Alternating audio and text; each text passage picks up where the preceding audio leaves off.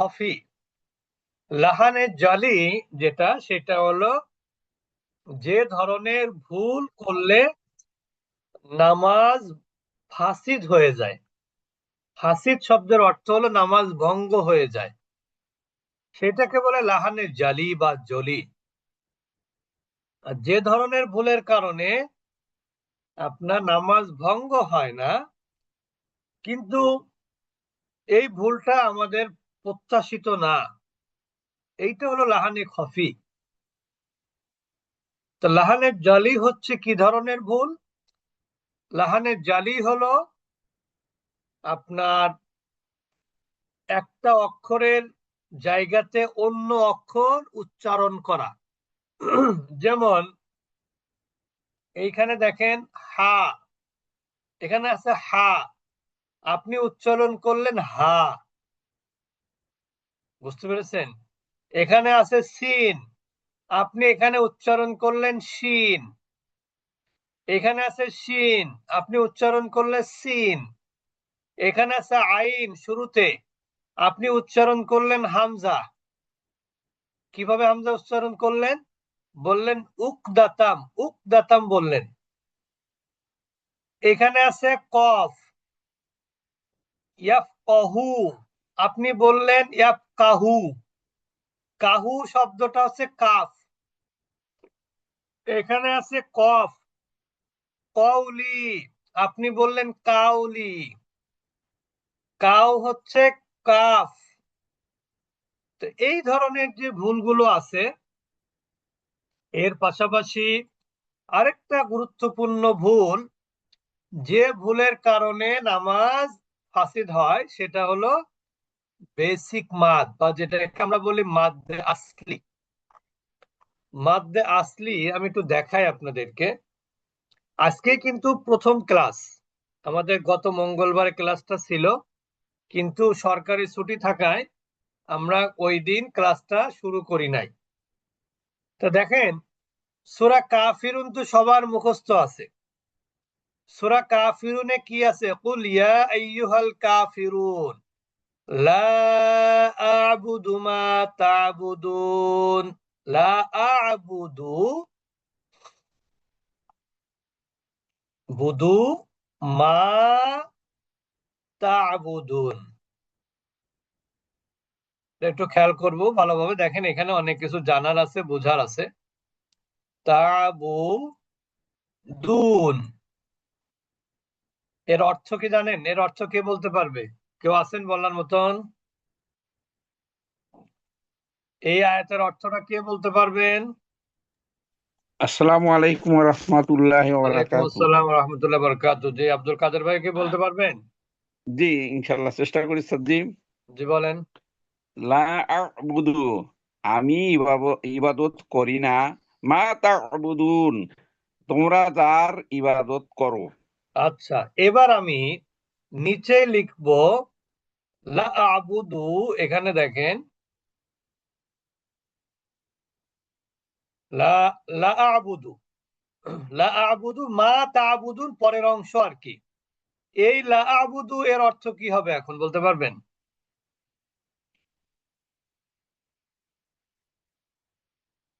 হুম, এখানে তো মাদ আছে, আলিফ মাদ, এখানে মাদ নাই। এর অর্থ কি হবে? এর অর্থ হবে হলো, এই লাটা হচ্ছে তাকিদ বুঝায়, তাকিদ মানে গুরুত্বপূর্ণ, গুরুত্ব বোঝায়। লা আবুদু মা তা'বুদুন, কেউ যদি এইভাবে পড়ে, তাহলে এর অর্থ হবে যে তোমরা যার ইবাদত করো, আমিও অবশ্যই তার ইবাদত করি। জি উস্তাদ, জি এটা বলতে চাইছিলাম। বুঝতে পেরেছেন? এটা জি জি, কাদেরকে বলা হচ্ছে তোমরা যার ইবাদত করো? এখানে তোমরা বলতে কাফেররা। কাফেররা, জি উস্তাদ।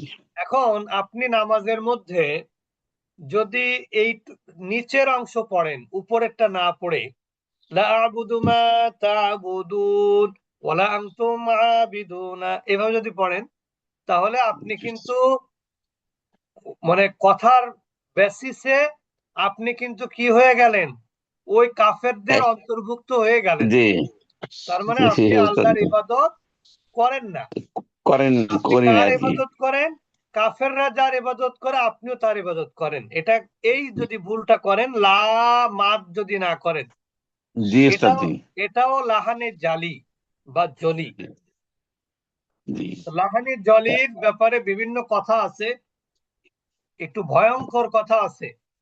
কেউ যদি বুঝে শুনে, যদিও বইতে এভাবে লেখা নাই বুঝে শোনার কথা, আমি যেটা বলি সেটা হলো বুঝে শুনে যদি কেউ এটাকে মেনে নেয়, স্বীকার করে যে আমি অবশ্যই ইবাদত করি তার যার ইবাদত তোমরা করো, এইটা যদি কেউ বুঝে মেনে নেয় এবং এটার উপরে যদি আস্থাশীল হয়, তাহলে সে কাফের হয়ে যাবে।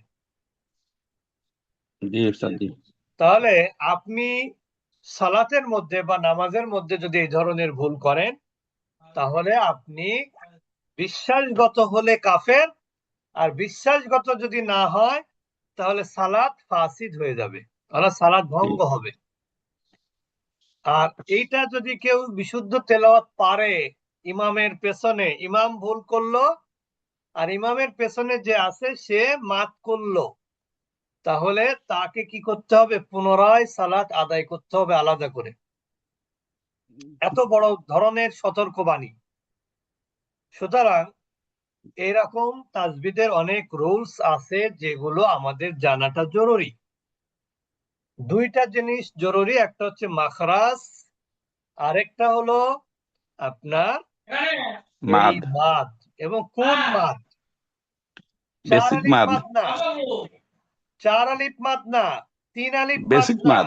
1 আলিফ জি, মাদ। মাদ্দে আসলি। মাদ্দে আসলি, অর্থাৎ 1 আলিফ মাদ যদি কেউ না একালি মাদ বোঝে, না করতে পারে, তাহলে কি হবে? তার সালাত ভঙ্গ হয়ে হবে না। যাবে। এটা আমার কথা না, এটা আমি একটা বইয়ের আমার কাছে আছে, ওটা আমি এখন আপনাদের দেখাচ্ছি না, আপনারা বললে দেখাতে পারি। তো বইতে এভাবেই আছে যে যদি কেউ এটা করে তাহলে কি হবে? তার সালাত ফাসিদ হয়ে যাবে। তো এই জন্য আমরা আমাদের সালাতকে, আমরা এত কষ্ট করে অজু করে সকল কাজকর্ম ফেলে রেখে আমরা কি করি? আল্লাহর হুকুম পালনার্থে আমরা সালাতে দাঁড়িয়ে যাই। সেই সালাত যদি আল্লাহর দরবারে কবুল না হয়, নিজেদের ভুলের কারণে, নিজেদের সালাতের মধ্যে ভুল পড়ার কারণে, তাহলে আমাদের এই চেষ্টা কি হবে? ব্যর্থ হয়ে যাবে। এই জন্য আমরা আপনাদেরকে স্পেশালি, যেহেতু আমাদের ছেলে মেয়ে আলাদা আমরা ক্লাস নিচ্ছি, মেয়েদের ক্লাস আলাদা হয়, আমাদের ছেলেদের ক্লাসও আলাদা হয়। তো আমরা আপনাদের এই ছেলেদের জন্য আমরা অনেক আগে থেকেই শুরু করেছি ক্লাস, আপনারা চাইলে অন্যদেরকে দাওয়াত দিতে পারেন। আমরা আজকে একটু দোয়া পড়বো, দোয়া পড়ে অল্প একটু পড়ে আমরা শেষ করে দেবো ইনশাআল্লাহ। তা আমরা কেন দোয়া পড়বো, তার পেছনের কারণ কি? আপনারা সবাই মুসা আলাহিসাল্লামের সাল্লামের কথা শুনেছেন। মুসা আলাহিসাল্লাম সাল্লাম নবী ছিলেন। মুসা আলাহিসাল্লামের সাল্লামের মুখে কি ছিল? জড়তা ছিল। তিনি মনে করতেন তাই। কেন জড়তা ছিল? আপনারা তো জানেন যে মুসা কার কাছে লালিত পালিত হন এবং মুসা কিভাবে তার জিহ্বায়, মানে হাতটা জিহ্বার মধ্যে, মুখের মধ্যে নেয়ার কারণে তার জিহ্বা কিছুটা কি হয়েছিল? একটু ক্ষতিগ্রস্ত হয়েছিল বলে ধারণা করা হয়। তো এই যে যে উনি মনে করতেন কি ওনার কথা, মুখের কথা মানুষ বুঝবে কিনা, এই জন্য তিনি কি করেছিলেন? আল্লাহর কাছে দোয়া করেছিলেন। সেই দোয়াটাই আমরা পড়ি কিন্তু। এবং দেখবেন যারা বক্তব্য রাখে বিভিন্ন সভা সমাবেশে, তারা কিন্তু অনেকেই এই দোয়াটা পড়ে শুরু করে। হয়তোবা কেউ প্রকাশ্যে পড়ে, জোরে জোরে পড়ে, কেউ আস্তে আস্তে পড়ে, কারণ এখানে আল্লাহর কাছে সাহায্য চাওয়া হয়। তো আমরা একটু দোয়া দেওয়া সবাই একসাথে পড়বো। আউযু বিল্লাহি মিনাশ শাইতানির রাজিম। أعوذ بالله আউযু من বিল্লাহি মিনাশ الشيطان শাইতানির الرجيم রাজিম। বিসমিল্লাহির রহমানির রহিম। بسم الله বিসমিল্লাহির الرحمن রহমানির الرحيم রহিম। رب اشرح لي صدري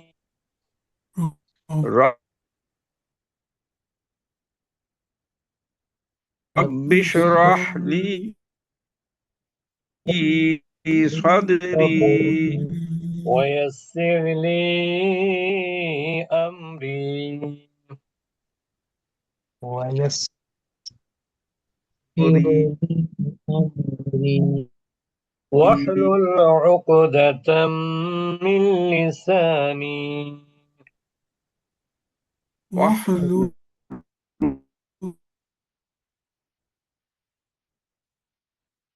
يفقه قولي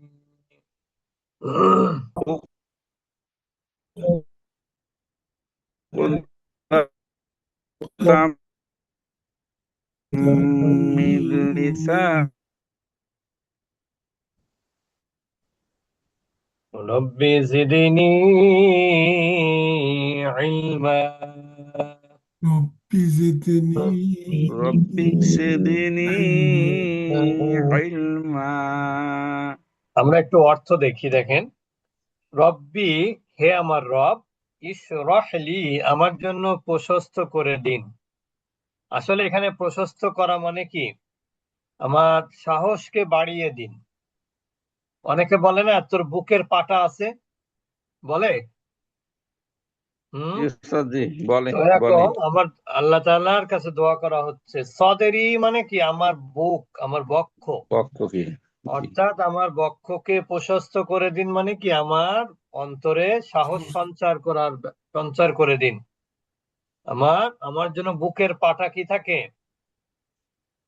শক্ত থাকে মজবুত থাকে বড় থাকে এটা আর কি ওয়ায়াসসিরলি এবং সহজ করে দিন আমরি আমার এই কাজকে অর্থাৎ আপনারা কোরআন তেলাওয়াত করছেন শিখছেন এটা একটা কাজ ওয়াহলুল উকদাতাম মিন লিসানি যেহেতু আমাদের অনেকেরই বয়স হয়ে গেছে অনেক বয়স হয়েছে কেউ রিটায়ারমেন্টে গেছেন এই জন্য অনেকের মুখে জড়তা থাকতে পারে আপনারা সারা জীবন বাংলা কথা বলেছেন কেউ ইংলিশে কথা বলেছেন আর এখানে তো আরবি তো আমাদের মাতৃভাষা না যার জন্য উচ্চারণে একটু কি হয় একটু কঠিন মনে হয় এই জন্য আল্লাহর কাছে সাহায্য চাচ্ছে আল্লাহ আপনি কি করুন দূর করে দিন উকদাতান জড়তা মিল লিসানি আমার জিহ্বা থেকে কারোর যদি জিহ্বা না থাকে সে কথা বলতে পারবে জি না হ্যাঁ? কারোর জিহ্বা না বলতে পারবে থাকলে না সে কথা বলতে পারবে না এই জন্য আল্লাহ তাআলার কাছে দোয়া করা হচ্ছে যে আমার জিহ্বার জড়তা দূর করে দিন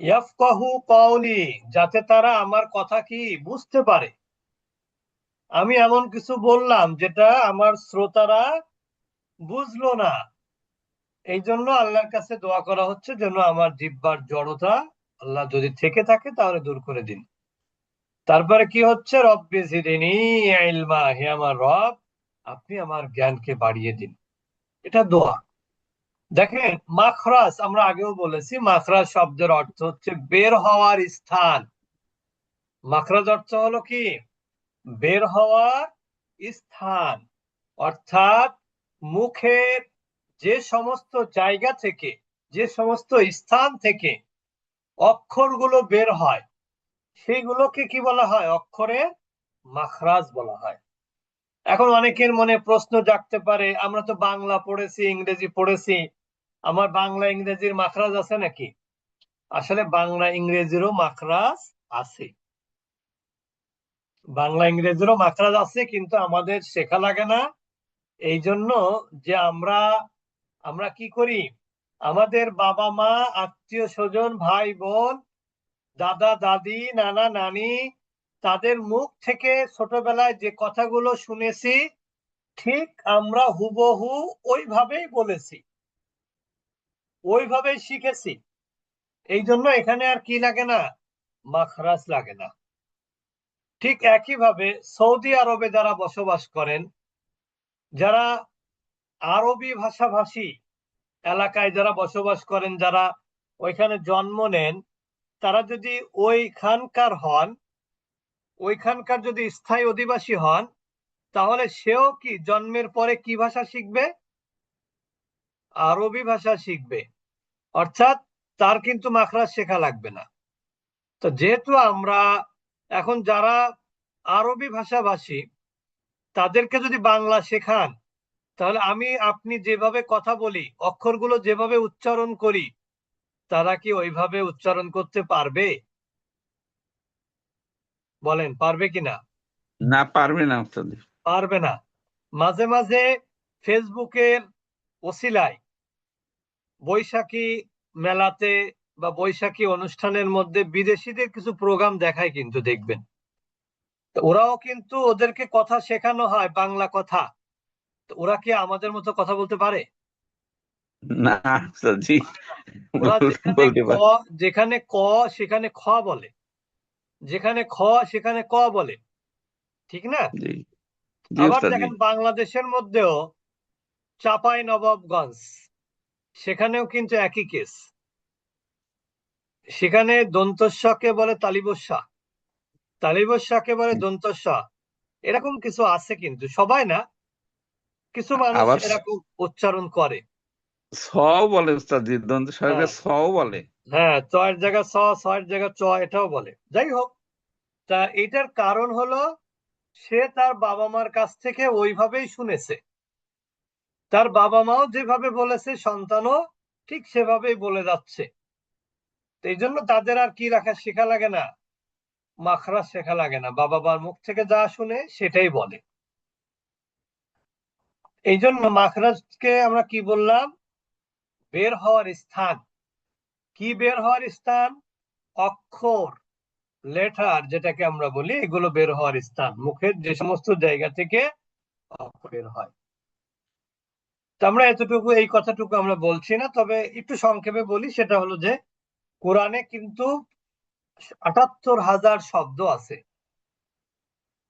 তার মধ্যে আমরা এই যে যে কোর্সটা করছি, এখানে প্রায় 50% শব্দ, অর্থাৎ প্রায় ৩৯,০০০ শব্দ আমরা কোরআনে চিনতে পারবো বা পড়তে পারবো। তার কারণ এখানে যে 400টা শব্দ প্র্যাকটিস করা হবে পড়ার মধ্যে, সেইগুলো কোরআনে ব্যবহার হয়েছে কতবার?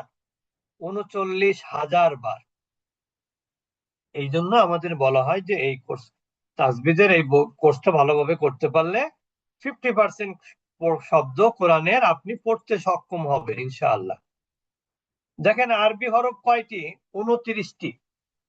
তার মধ্যে একটি মাত্র অক্ষর বা হরফ, সেটা কি হয় না, উচ্চারিত হয় না। সেটা কি? সেটা হলো আলিফ। সেটাও কি? আলিফ। আলিফ, আলিফ দেখবেন কোথাও উচ্চারিত হয় না। হামজা, কেউ কেউ শুনে হয়তো বা অবাক হতে পারেন, আলিফ আবার উচ্চারিত হয় না, কি কথা?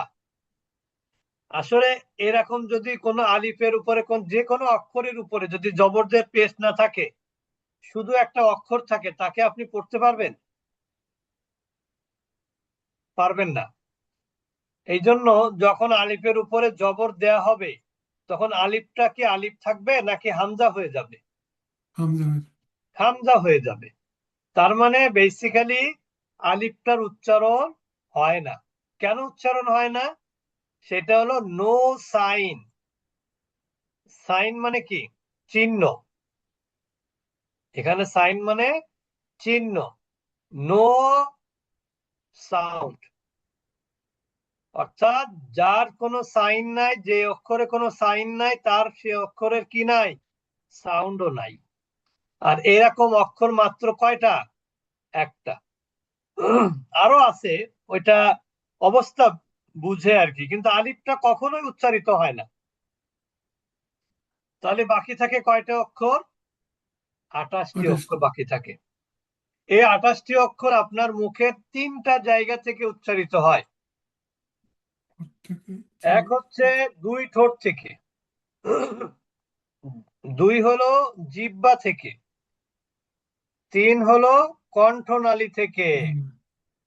অর্থাৎ দুই ঠোঁট থেকে আপনার 4টি, 18টি অক্ষর উচ্চারিত হয় জিহ্বা থেকে, অর্থাৎ জিহ্বার আগা, জিহ্বার আগা উপরের দাঁতের আগা, জিহ্বার আগা উপরের দাঁতের গোড়া, জিহ্বার আগা নিচের দাঁতের গোড়া, জিহ্বার আগা উপরের মাড়ির দাঁতের সাথে, জিহ্বার মধ্যভাগ, জিহ্বার কিনারা, জিহ্বার গোড়া, জিহ্বার গোড়া থেকে একটু আগে বাড়িয়ে, এরকম আর কি। সব মিলিয়ে কয়টি হয়? 18টি।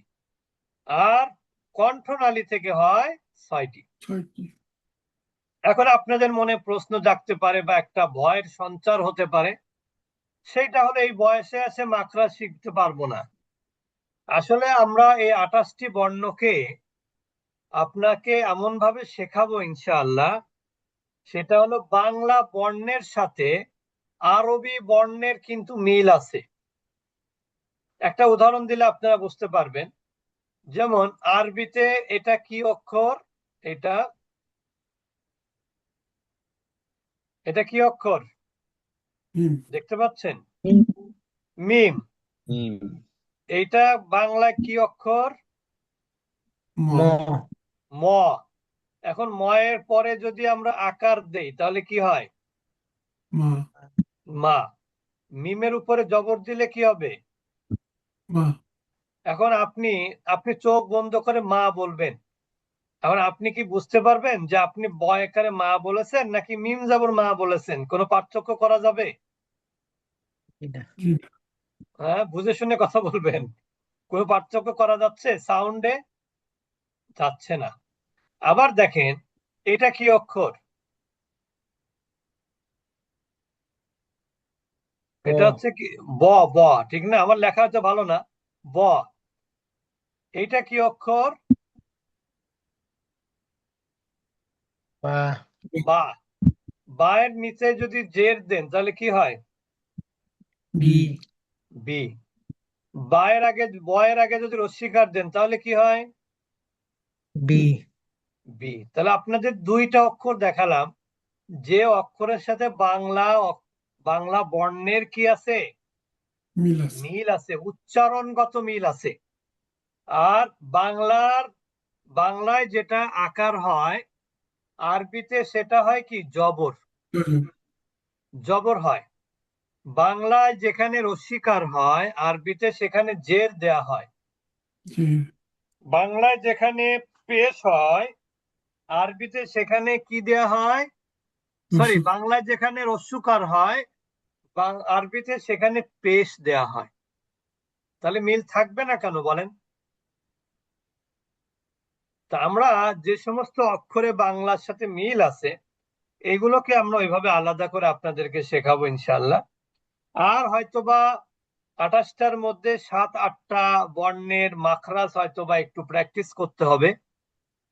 আপনাদের মুখস্থ করা হয়তোবা লাগবে না, প্র্যাকটিস করতে করতে আপনি পেরে যাবেন ইনশাআল্লাহ। তা আমি আপনাদের জন্য দোয়া রইল, আপনারা কষ্ট করে আজকে ক্লাসে উপস্থিত হয়েছেন। আগামী ক্লাস হবে আগামী মঙ্গলবার। আমাদের সপ্তাহে 2 দিন ক্লাস, মঙ্গল এবং বৃহস্পতিবার রাত 9টায়। অর্থাৎ যারা ঈশার সালাত আদায় করে আপনারা ক্লাসে অংশগ্রহণ করতে পারবেন ইনশাআল্লাহ।